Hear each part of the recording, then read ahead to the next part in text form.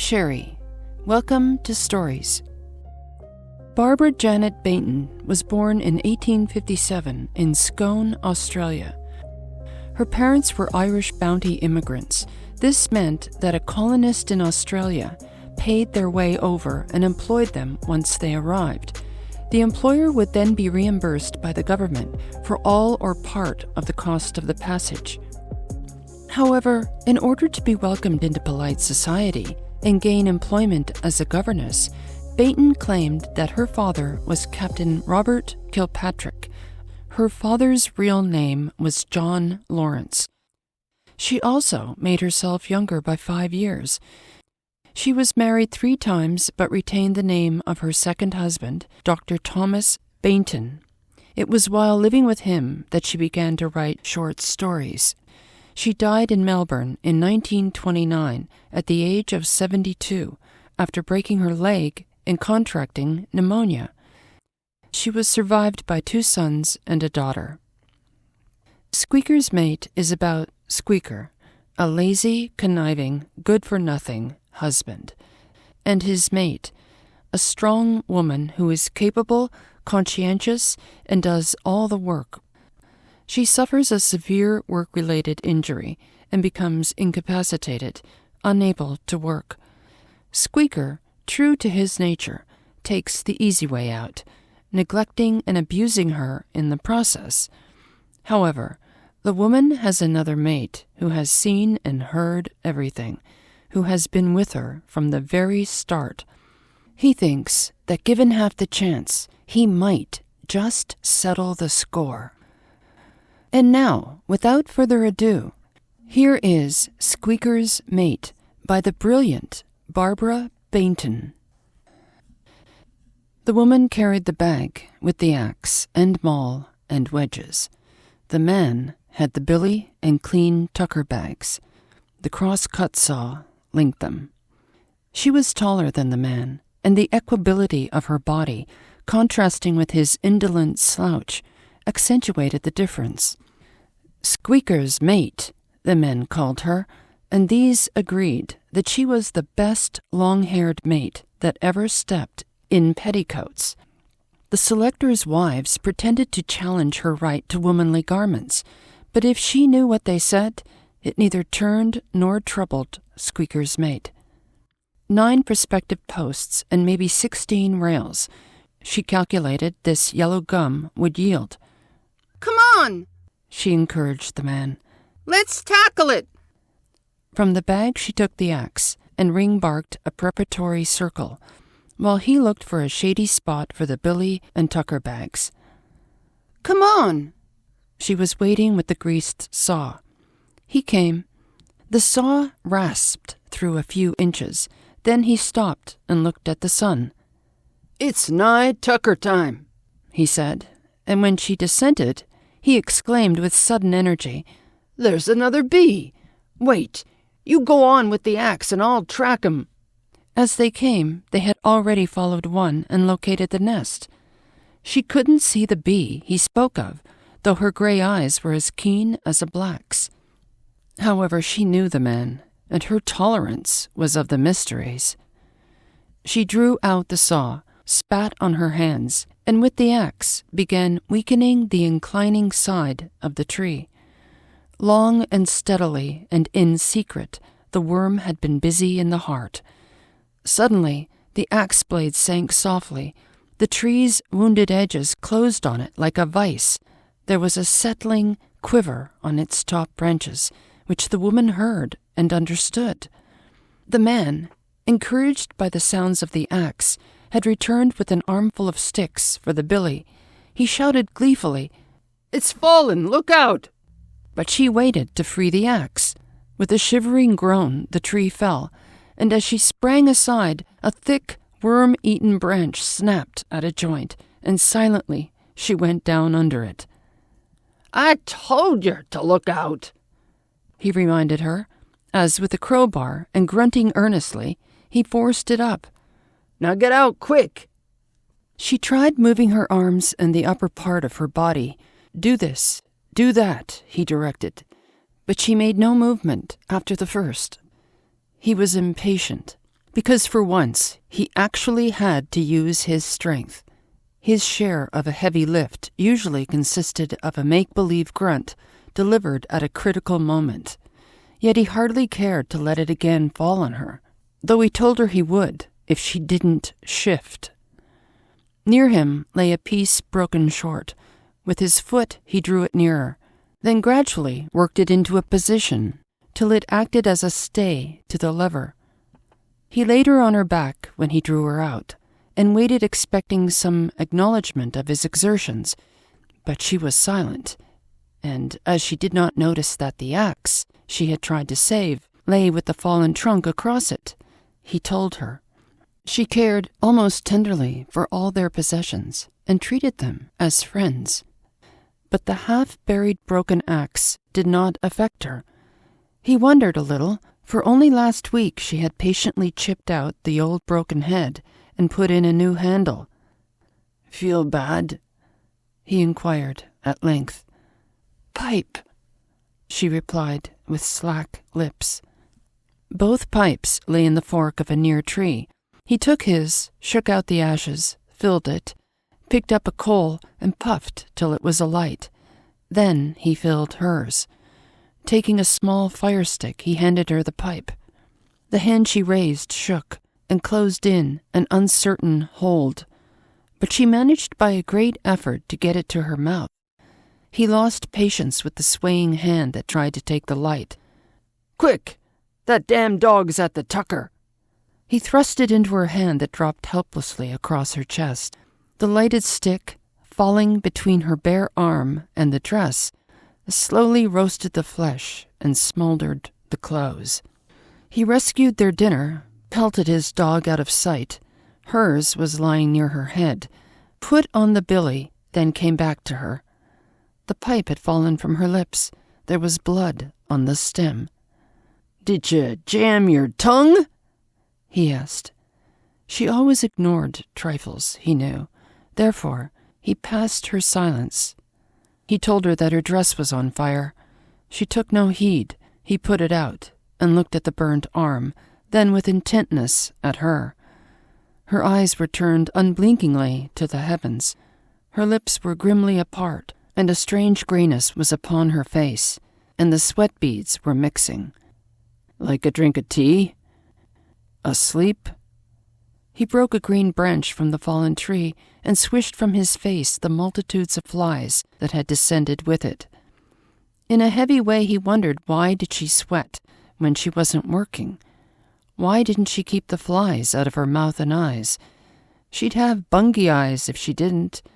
If she was asleep, why did she not close them? But asleep or awake, as the billy began to boil, he left her, made the tea, and ate his dinner. His dog had disappeared, and as it did not come to his whistle, he threw the pieces to hers that would not leave her head to reach them. He whistled tunelessly his one air, beating his own time with a stick on the toe of his shoe, then looked overhead at the sun and calculated that she must have been lying like that for close to an hour.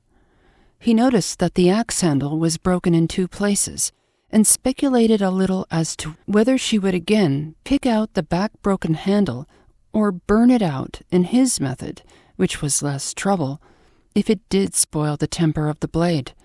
He examined the worm dust in the stump and limbs of the newly fallen tree, mounted it, and looked around the plain.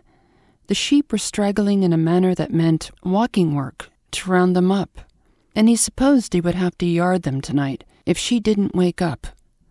He looked down at her, then called for his own hiding dog. "Come on, old feller," he commanded her dog. "Fetch him back." He whistled further instructions, slapping his thigh and pointing to the sheep, but a brace of wrinkles either side of the brute's closed mouth demonstrated determined disobedience. The dog would go if she told him, and by she would. He lighted his pipe and killed half an hour smoking. With the frugality that hard graft begets, his mate limited both his and her own tobacco, so he must not smoke all afternoon. There was no work to shirk, so time began to drag. Then a go-oner, crawling up a tree attracted him. He gathered various missiles and tried vainly to hit the seemingly grinning reptile. He came back and sneaked a fill of her tobacco, and while he was smoking, the white tilt of a cart caught his eye. He jumped up. "There's Red Bob going to our place for the honey," he said. "I'll go and weigh it and get the gons." Money. He ran for the cart and kept looking back as if fearing she would follow and thwart him. Red Bob the dealer was, in a business way, greatly concerned when he found that Squeaker's mate was "having a sleep out there 'cause a tree fell on her." She was the best honey strainer and boiler that he dealt with. She was straight and square, too. There was no water in her honey, whether boiled or merely strained, and in every kerosene tin, the weight of honey was to an ounce, as she said. Besides, he was suspicious and diffident of paying the indecently eager Squeaker before he saw the woman. So, reluctantly, Squeaker led to where she lay. With many fierce oaths, Red Bob sent her lawful protector for help, and compassionately poured a little from his flask down her throat, then swished away the flies from her till help came. Together these men stripped a sheet of bark, and laying her with pathetic tenderness upon it, carried her to her hut. Squeaker followed in the rear with the billy and Tucker. Red Bob took his horse from the cart and went to town for the doctor. Late that night at the back of the old hut, there were two. He and others who had heard that she was hurt squatted with unlighted pipes in their mouths, waiting to hear the doctor's verdict. After he had given it and gone, they discussed in whispers, and with a look seen only on bush faces, the hard luck of that woman who alone had hard grafted with the best of them for every acre and hoof on that selection. Squeaker would go through it in no time. Why she had allowed it to be taken up in his name when the money had been her own was also, for them, among the mysteries. Him they called a knoll woman, not because he was hanging round the honey tins, but after man's fashion to eliminate all virtue. They beckoned him, and explaining his mate's injury, cautioned him to keep from her the knowledge that she would be forever a cripple. They told him in whispers what they thought of him, and with a cowardly look towards where she lay, but without a word of parting, like shadows these men made for their homes. Next day the women came. Squeaker's mate was not a favorite with them. A woman with no leisure for yarning was not likely to be. After the first day, they left her severely alone. Their plea to their husbands? Her uncompromising independence. It is in the ordering of things that by degrees most husbands accept their wives' views of other women. The flour, bespattering Squeaker's now neglected clothes, spoke eloquently of his clumsy efforts at damper-making. The women gave him many a feed, agreeing that it must be miserable for him. If it were miserable and lonely for his mate, she did not complain.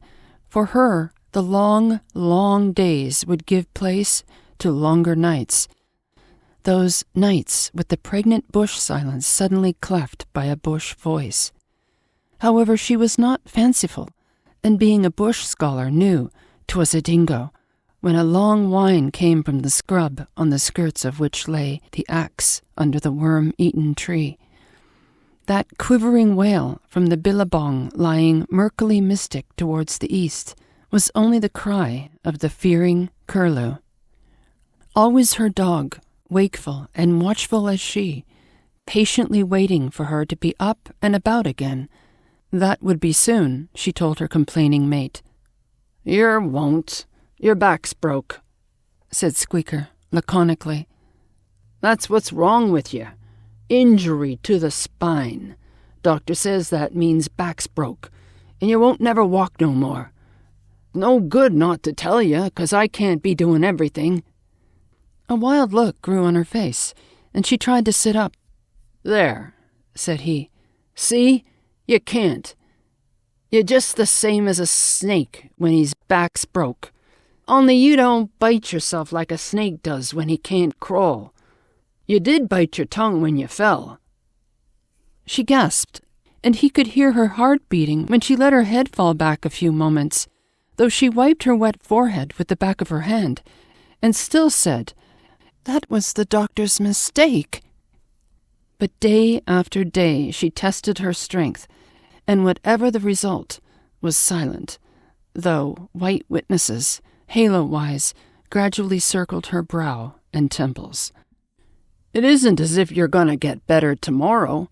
The doctor says you won't never work no more, and I can't be cooking and working and doing everything." He muttered something about selling out, but she firmly refused to think of such a monstrous proposal.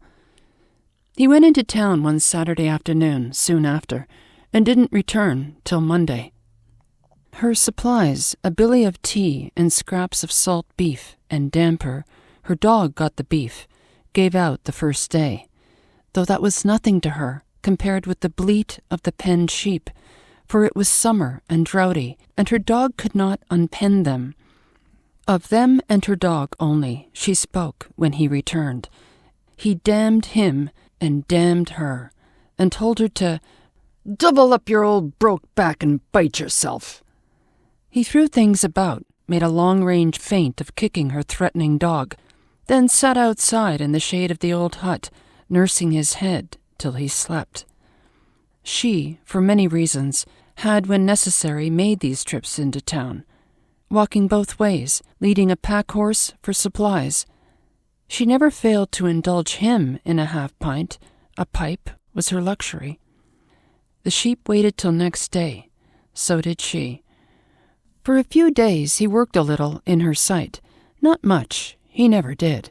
It was she who always lifted the heavy end of the log and carried the tools, he, the billy, and Tucker. She wearily watched him idling his time, reminded him that the wire lying near the fence would rust. One could run the wire through easily, and when she got up in a day or so, she would help strain and fasten it. At first he pretended he had done it. Later he said he wasn't going to go wiring or nothing else by himself if every other man on the place did. She spoke of many other things that could be done by one, reserving the rest till she was well. Sometimes he whistled while she spoke, often swore, generally went out, and when this was inconvenient, dull as he was, he found the "go and bite yourself like a snake" would instantly silence her. At last the work worry ceased to exercise her, and for night to bring him home was a rare thing. Her dog rounded and yarded the sheep when the sun went down, and there was no sign of him, and together they kept watch on their movements till dawn. She was mindful not to speak of this care to him, knowing he would have left it for them to do constantly, and she noticed that what little interest he seemed to share went to the sheep. Why was soon demonstrated. Through the cracks, her ever-watchful eyes one day saw the dust rise out of the plain. Nearer it came till she saw him and a man on horseback rounding and driving the sheep into the yard, and later both left in charge of a little mob. Their "Ba's" to her were cries for help. Many had been pets, so he was selling her sheep to the town butchers. In the middle of the next week he came from town with a fresh horse, new saddle and bridle. He wore a flashy red shirt, and around his neck a silk handkerchief. On the next occasion she smelt scent, and though he did not try to display the dandy meerschaum, she saw it and heard the squeak of the new boots. Not shoes. However, he was kinder to her this time, offering a fill of his cut tobacco. He had long ceased to keep her supplied. Several of the men who sometimes in passing took a look in would have made up her loss had they known, but no word of complaint passed her lips. She looked at Squeaker as he filled his pipe from his pouch, but he wouldn't meet her eyes, and, seemingly dreading something, slipped out. She heard him hammering in the old hut at the back, which served for tools and other things which sunlight and rain did not hurt. Quite briskly he went in and out. She could see him through the cracks, carrying a narrow strip of bark, and understood. He was making a bunk. When it was finished he had a smoke, then came to her and fidgeted about. He said this hut was too cold and that she would never get well in it. She didn't feel cold, but, submitting to his mood, allowed him to make a fire that would roast a sheep. He took off his hat and, fanning himself, said he was roastin', wasn't she? She was. He offered to carry her into the other hut. He would put a new roof on it in a day or two, and it would be better than this one, and she would be up in no time. He stood to say this where she couldn't see him. His eagerness had tripped him. There were months to run before all the government conditions of residence, etc., in connection with the selection, would be fulfilled. Still, she thought perhaps he was trying to sell out, and she wouldn't go. He was away for 4 days that time, and when he returned, slept in the new bunk. She compromised. Would he put a bunk there for himself, keep out of town, and not sell the place? He promised instantly, with additions. "Could you try and crawl?" he coaxed, looking at her bulk. Her nostrils quivered with her suppressed breathing, and her lips tightened, but she did not attempt to move. It was evident some great purpose actuated him. After attempts to carry and drag her, he rolled her on the sheet of bark that had brought her home, and laboriously drew her round. She asked for a drink. He placed her billy and tin pint beside the bunk, and left her, gasping and dazed, to her sympathetic dog.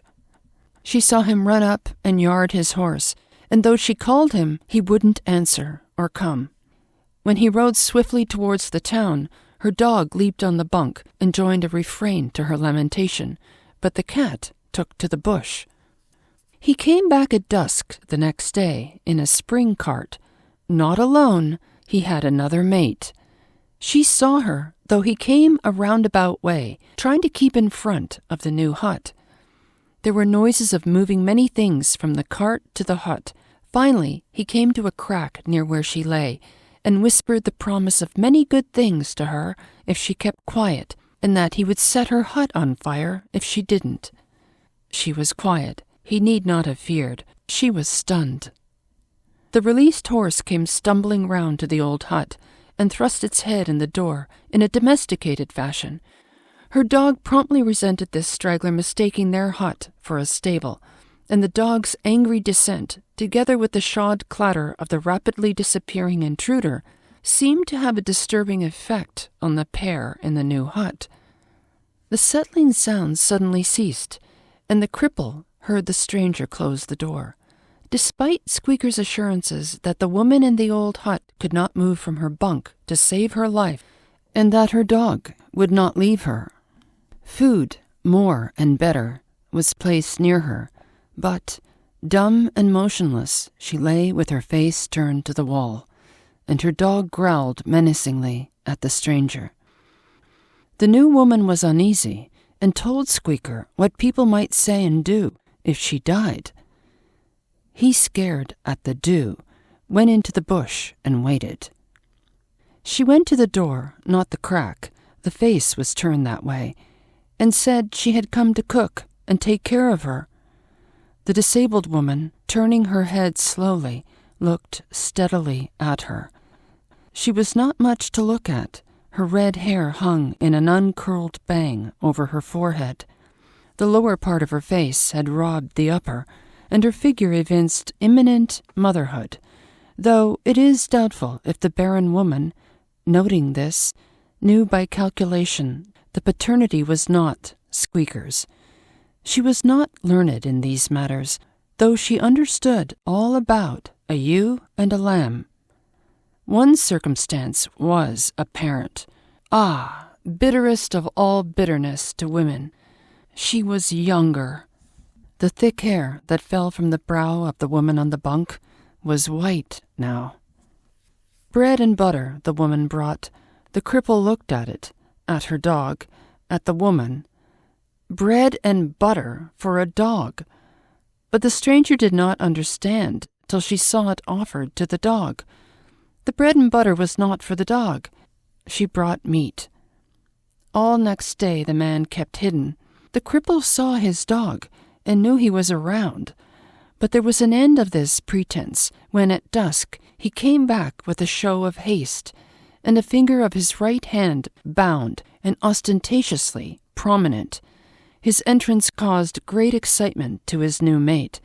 The old mate, who knew this snake-bite trick from its inception, realized how useless were the terrified stranger's efforts to rouse the snoring man after an empty pint bottle had been flung on the outside heap.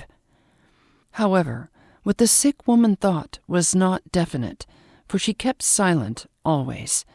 Neither was it clear how much she ate and how much she gave to her dog, though the new mate said to Squeaker one day that she believed that the dog would not take a bite more than its share. The cripple's silence told on the stranger, especially when alone. She would rather have abuse. Eagerly, she counted the days past, end to pass. Then back to the town. She told no word of that hope to Squeaker. He had no place in her plans for the future, so if he spoke of what they would do by and by, when his time would be up, and he able to sell out, she listened in uninterested silence. She did tell him she was afraid of her, and after the first day would not go within reach, but every morning made a billy of tea, which with bread and beef Squeaker carried to her. The rubbish heap was adorned for the first time with jam and fish tins from the table in the new hut. It seemed to be understood that neither woman nor dog in the old hut required them. Squeaker's dog sniffed and barked joyfully around them till his licking efforts to bottom a salmon tin sent him careening in a muzzled frenzy that caused the younger woman's thick lips to part grinningly till he came too close. The remaining sheep were regularly yarded. His old mate heard him whistle as he did it. Squeaker began to work about a little burning off, so that now, added to the other bush voices, was the call from some untimely falling giant. There is no sound so human as that from the riven souls of these tree people, or the trembling sighs of their upright neighbors, whose hands in time will meet over the victim's fallen body. There was no bunk on the side of the hut to which her eyes turned, but her dog filled that space, and the flash that passed between this back-broken woman and her dog might have been the spirit of these slain tree folk. It was so wondrous ghostly. Still, at times, the practical in her would be dominant, for in a mind so free of fancies, backed by bodily strength, hope died slowly, and forgetful of self, she would almost call to Squeaker her fears that certain bees' nests were in danger. He went into town one day and returned, as he had promised, long before sundown, and next day a clothesline bridged the space between two trees near the back of the old hut, and, equally rare occurrence, Squeaker placed across his shoulders the yoke that his old mate had fashioned for herself, with 2 kerosene tins attached, and brought them filled with water from the distant creek. But both only partly filled the tub, a new purchase. With utter disregard of the heat and Squeaker's sweating brow, his new mate said, even after another trip, 2 more now for the blue water. Under her commands he brought them, though sullenly, perhaps contrasting the old mate's methods with the new. His old mate had periodically carried their washing to the creek, and his moleskins had been as white as snow, without aid of blue. Towards noon, on the clothesline, many strange garments fluttered, suggestive of a taunt to the barren woman. When the sun went down, she could have seen the assiduous Squeaker lower the new prop sticks and considerately stoop to gather the pegs his inconsiderate new mate had dropped. However, after 1 load of water next morning, on hearing her estimate that 3 more would put her own things through, Squeaker struck. Nothing he could urge would induce the stranger to trudge to the creek, where thirst-slaked snakes lay waiting for someone to bite. She sulked and pretended to pack up, till a bright idea struck Squeaker.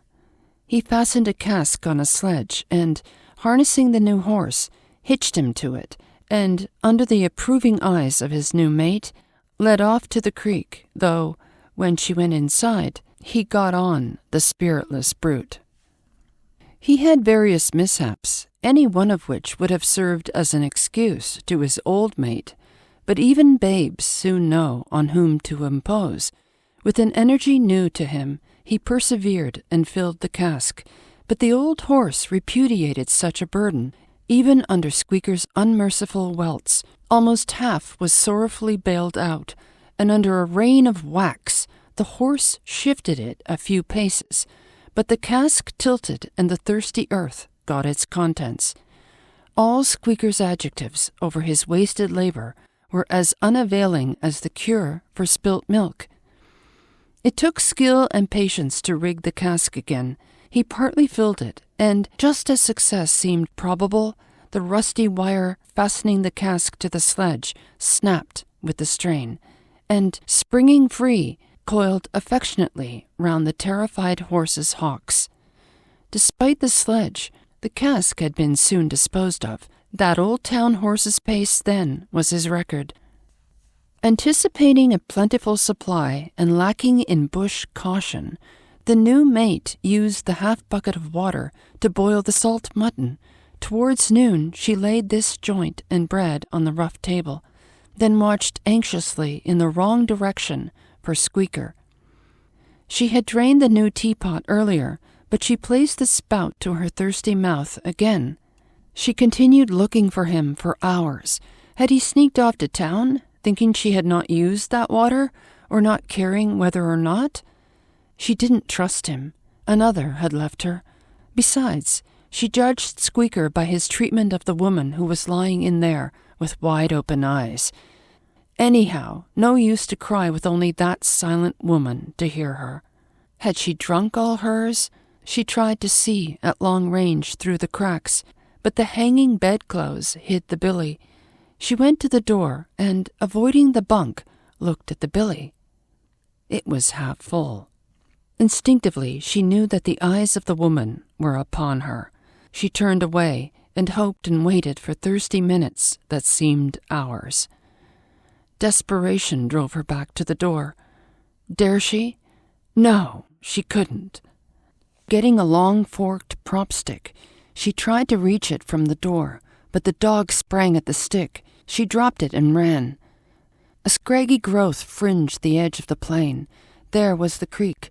How far, she wondered. Oh, very far, she knew, and besides, there were only a few holes where water was, and the snakes! For Squeaker, with the desire to shine in her eyes, was continually telling her of snakes, vicious and many, that daily he did battle with. She recalled the evening he came from hiding in the scrub with a string round one finger and said a snake had bitten him.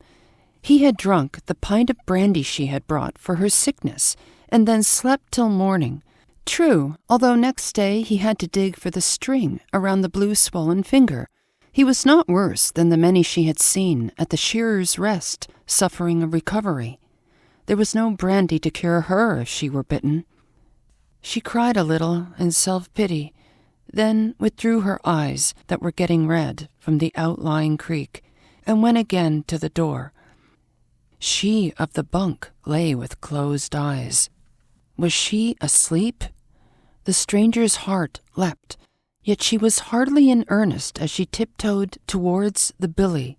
The dog, crouching with head between two paws, eyed her steadily, but showed no opposition. She made dumb show. "I want to be friends with you and won't hurt her."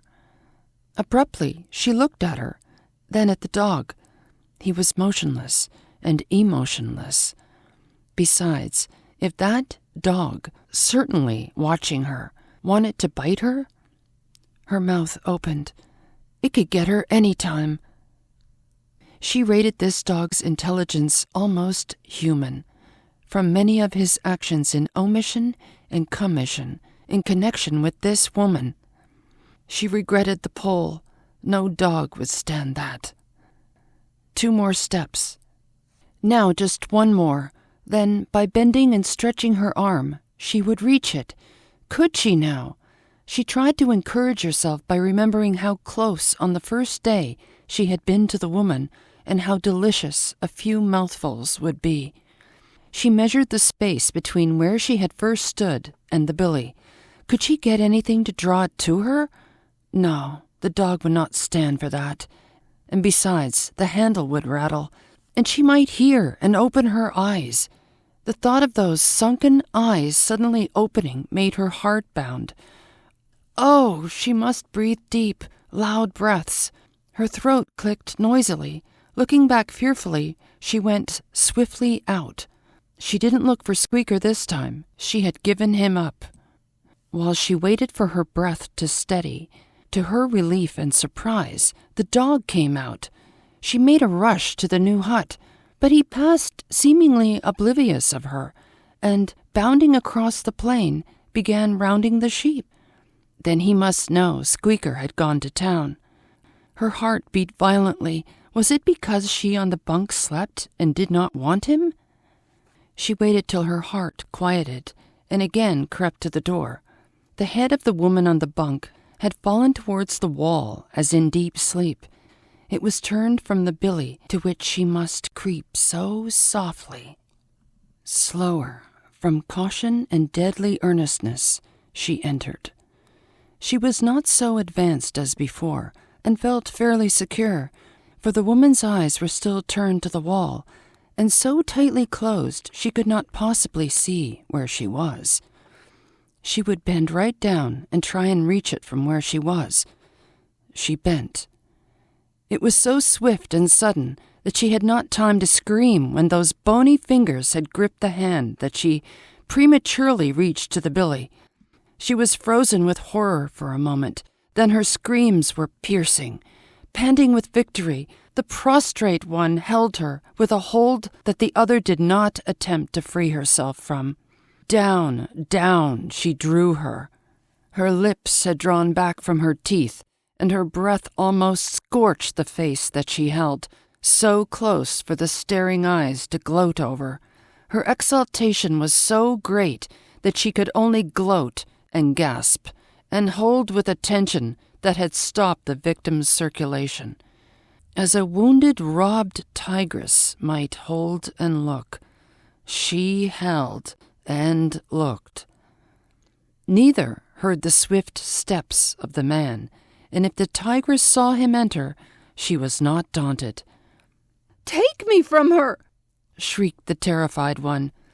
"Quick! Take me from her!"